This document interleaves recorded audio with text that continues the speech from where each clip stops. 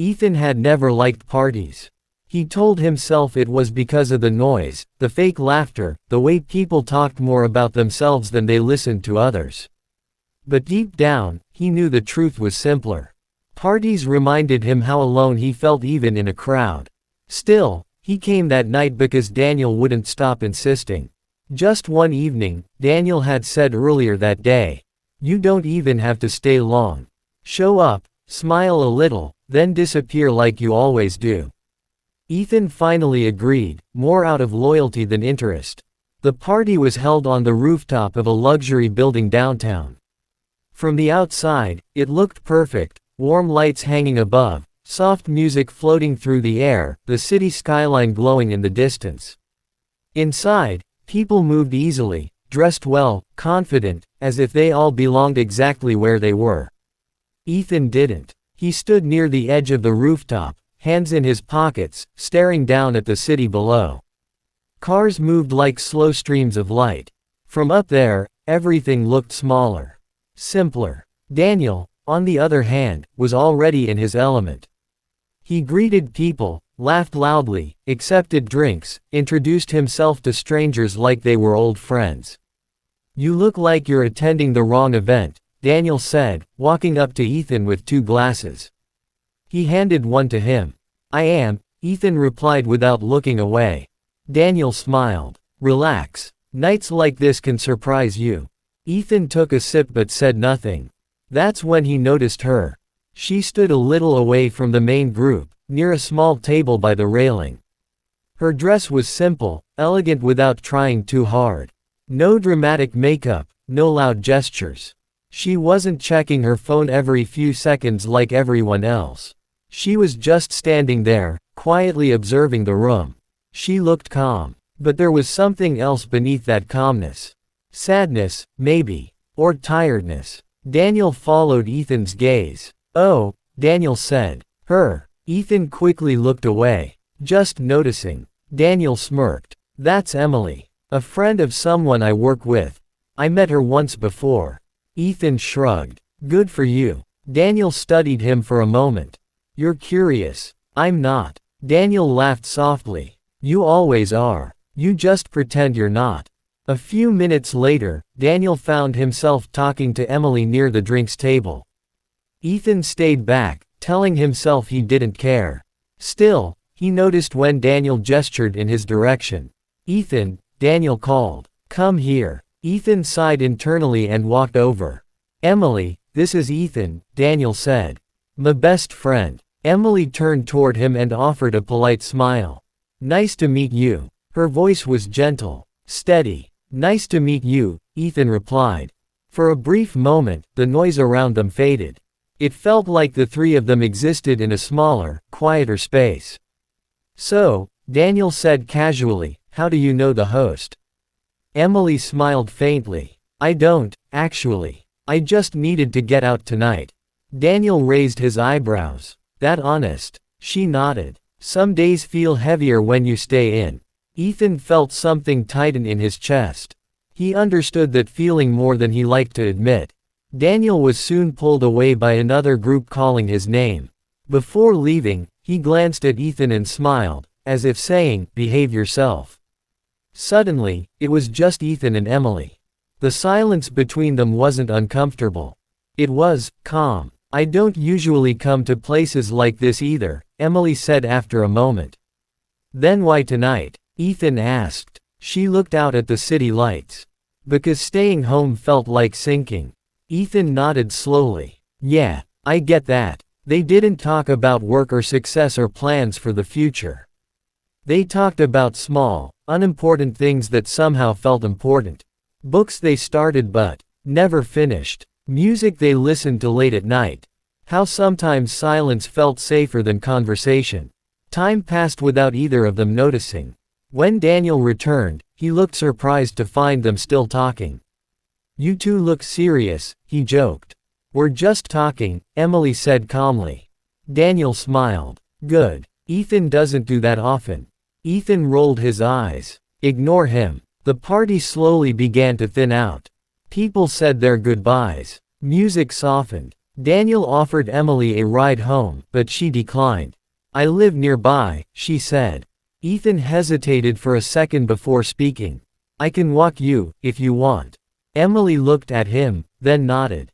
I'd like that. Daniel watched them walk toward the elevator, his expression thoughtful, though he said nothing. Outside, the night air was cooler. The city felt quieter now, more honest. They walked side by side, not too close, not too distant. Thanks for walking me, Emily said. Thanks for talking, Ethan replied. She smiled, and this time it reached her eyes. When they reached her building, she stopped. Tonight helped, she said softly. More than I expected. Me too, Ethan admitted. They exchanged numbers without ceremony, without promises. As Ethan walked back alone, one thought stayed with him.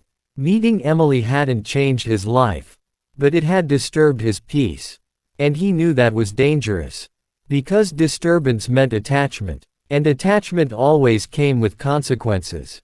Ethan didn't sleep much that night. It wasn't because of excitement or happiness. It was the quiet kind of restlessness, the one that comes when your mind keeps replaying a conversation you didn't realize mattered so much while it was happening. Emily's words echoed in his head. Staying home felt like sinking. He understood that feeling too well. The next few days passed normally on the surface. Work, routines, unanswered messages, half-finished thoughts. But something had shifted underneath. He caught himself checking his phone more often than usual. Emily didn't message immediately. Neither did he. When she finally did, it was simple. Hope you're doing okay. Ethan stared at the screen longer than necessary before replying. I am. Hope you are too. That should have been the end of it. It wasn't. Their conversations grew slowly, naturally. No constant texting, no dramatic late-night confessions. Just honest exchanges. Some days they talked about nothing important. Other days, they talked about things they had never said out loud before, not even to themselves. Emily never complained, but she shared pieces of her life carefully, like someone handing over fragile glass. She spoke about feeling invisible in rooms full of people. About smiling out of habit. About carrying responsibilities she never asked for. Ethan listened. He didn't interrupt. He didn't offer solutions. He just listened. Daniel noticed the change before Ethan admitted it to himself. You're quieter lately, Daniel said one afternoon as they sat in a cafe. That's saying something, because you were already quiet. Ethan shrugged. Just tired. Daniel studied him. You've been talking to Emily. It wasn't a question. Ethan nodded slowly. Sometimes. Daniel leaned back. I like her. She's different. She is, Ethan agreed. There was a pause. Careful, Daniel added, his tone gentle but firm. Ethan met his eyes. I know. And he did. Emily and Ethan started meeting occasionally, always in public places. Coffee shops, bookstores, quiet walks in the evening. There was an unspoken rule between them, honesty without crossing lines. One evening, while they sat on a bench near a river, Emily finally said what she had been avoiding. There's something you should know, she said quietly. Ethan waited. I'm engaged. The words landed, heavily. Ethan nodded, though his chest tightened. Okay. She exhaled slowly. I didn't come to that party to meet someone. I came because I felt lost. And then, I met you. I don't want to be a complication, Ethan said immediately. You're not, she replied. You're clarity. She told him about her fiancé, a good man, respected, ambitious, but emotionally distant. Someone who provided everything except presence. I don't think he's a bad person, she said. I just think he doesn't see me. Ethan said nothing for a long time. I don't want to replace anyone in your life, he finally said. And I don't want to become something that hurts you later. Emily nodded. That's why I trust you. Trust. The word scared him more than anything else. Daniel sensed the tension growing. He invited both of them to dinner one evening, hoping familiarity would ground things. The three of them sat together, laughing at small things, pretending everything was simple. But under the surface, each of them felt it. Daniel noticed how Ethan listened to Emily. Emily noticed how Daniel cared without asking questions. Ethan noticed how easily everything could break. Later that night, Daniel pulled Ethan aside. "You're standing too close to a fire," Daniel said quietly. "I'm standing at a distance," Ethan replied. "I promise." Daniel sighed. "Just remember, some lines don't need to be crossed to cause damage." That night, Emily messaged Ethan. "I don't want to lose this friendship." Ethan typed, deleted, then typed again. "Then we protect it, even if that means stepping back." There was a long pause before she replied. "Sometimes stepping back hurts more than falling." Ethan stared at the screen. He knew she was right. But he also knew something else. Some pain was necessary to prevent something worse. And soon, he would have to choose which pain he was willing to live with. Ethan knew the moment wouldn't announce itself. There would be no dramatic music, no sudden argument, no clear signal telling him it was time to decide. Life rarely worked that way. Decisions arrived quietly, disguised as ordinary moments, and stayed with you forever. For days after that last message, Ethan kept his distance. Not out of anger. Not out of fear. Out of respect. Emily noticed. She didn't confront him. She didn't accuse him. But her messages became shorter. Less frequent. The spaces between words grew heavier. When she finally asked to meet, Ethan agreed, knowing what was coming. They met at the same riverside bench where she had once told him about her engagement. The evening air was cool. The water moved steadily, indifferent to human confusion. "I can feel you pulling away," Emily said, her voice calm but tired. Ethan nodded. "I am." "Why?" she asked, though she already knew. "Because staying close is starting to feel dishonest," he said. "Not just to your fiancé. To you. To myself." Emily looked down at her hands. "I never asked you to be anything more than a friend." "I know," Ethan replied gently. "But sometimes even friendship carries weight. And I don't want to be the reason your life becomes more complicated." She was silent for a long time. "I feel seen with you," she finally said. "And that scares me, because I don't feel that way where I'm supposed to." Ethan's chest tightened, but he didn't move closer. "Feeling seen shouldn't come at the cost of destroying something else," he said. "Even if that something else is already broken." Tears filled her eyes, but she didn't let them fall. Daniel called Ethan later that night. "She told me," Daniel said quietly. "About us?" Ethan asked. "About the confusion," Daniel corrected. "And about your distance." Ethan exhaled slowly. "I didn't want you caught in the middle." Daniel paused. "You know what the right thing is." "I do," Ethan said. "That doesn't make it easier." "No," Daniel agreed. "It just makes it necessary." A week later, Emily invited both of them to dinner. Not as an explanation. Not as closure. As honesty. They sat at the same table where laughter had once flowed easily. This time, the air was heavier, but clearer.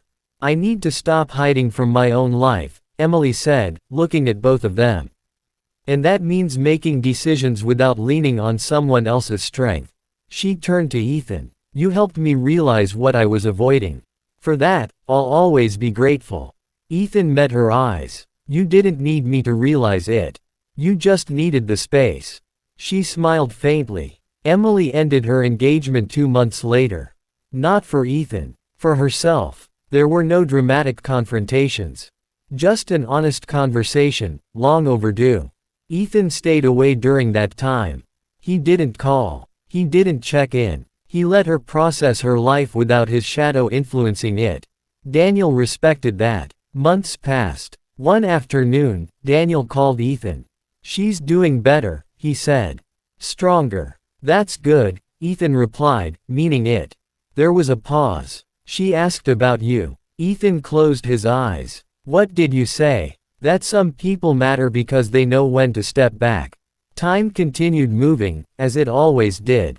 Nearly a year later, they met again, not by planning, but by coincidence. A small bookstore. A quiet afternoon. Emily looked different. Lighter. More grounded. So, she said, smiling, still avoiding parties. Ethan smiled back. Always. They talked like old friends. No tension. No expectations. Just shared history and mutual respect. As they stood to leave, Emily said, "I'm glad we waited." "So am I," Ethan replied. This time, when their paths aligned again, it wasn't from confusion or escape. It was from choice. And that made all the difference.